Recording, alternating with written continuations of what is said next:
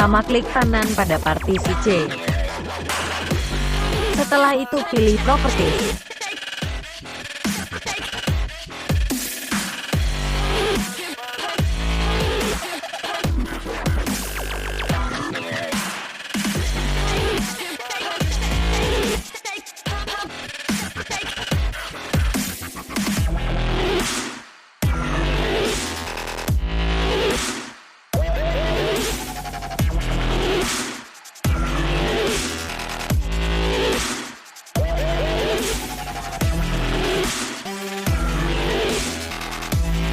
Pada tahap ini cari dan checklist previous Windows installation.